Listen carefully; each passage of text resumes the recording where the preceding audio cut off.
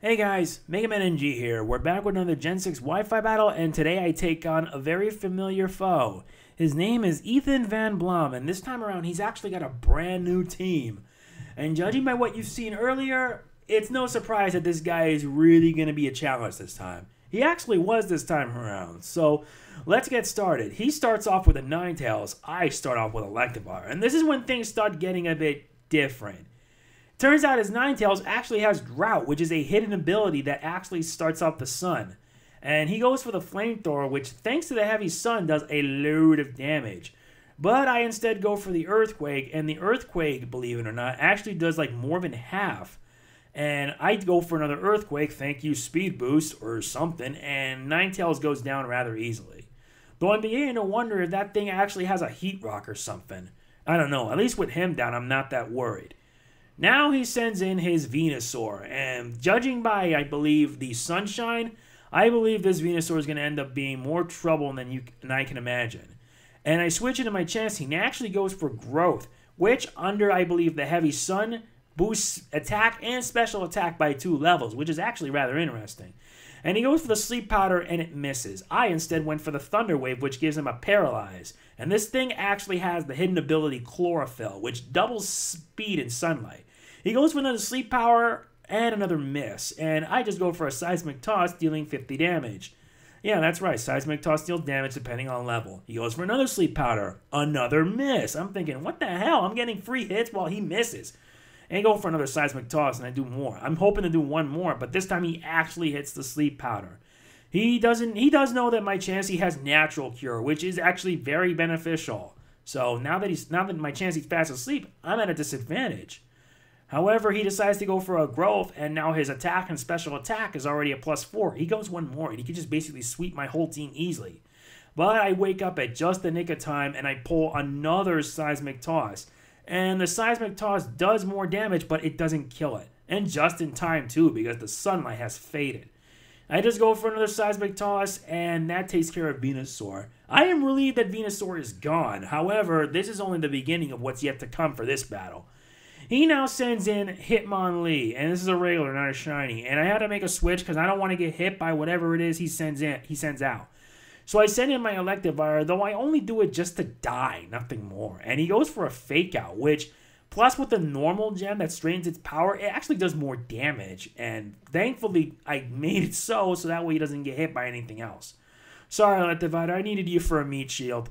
Anyway, I send in my Alakazam, and I'm not wasting any time, and I'm just going to Mega Evolve and just rip him a new one. Mega Alakazam style, of course. And now that I have a Mega Alakazam, I trace it and see what he's got, and he actually has Unburdened. Basically, his speed doubles after the use of an item, and he goes for a Stone Edge, and the Stone Edge does a lot of damage. However, sadly, it doesn't kill it, and I go for a Psychic Attack, and the Hitmonlee goes down. Yeah, now that he doesn't have an item, it is surprising to see him use, like, interesting strategies. Now he sends in his Breloom, and he goes for a Mach Punch, and the Mach Punch just kills my Alakazam. This Breloom is fast and deadly, and now without my Alakazam, I'm in deep trouble. I know. So now I decide to send in my Arcanine, a Pokemon that has never let me down. And he makes a switch, and I don't know if it's a good switch or not, but regardless, it'll be interesting. He actually sends in a shiny black Charizard. I go for the Flare Blitz, hoping that I can be able to do some damage, and surprisingly, I do some pretty good damage. I think I leave around more than half. But however, I have to suffer due to Recoil and a Life Orb. Yes, this Arcanine now has a Life Orb, but he goes for a Roost, and the Roost gets him all healed up. What is he thinking? What is he planning? However, regardless of reason, I'm just going to decide to whittle him down as much as possible. So I go for a Crunch, and the Crunch does some pretty good damage. Not to mention Life Orb recoil. And now this is where things really get freaky. Now his Mega Charizard Y shows up. His Charizard Mega evolves. About time too, because I got fed up with Charizard X. And this one also has Drought, just like Ninetales.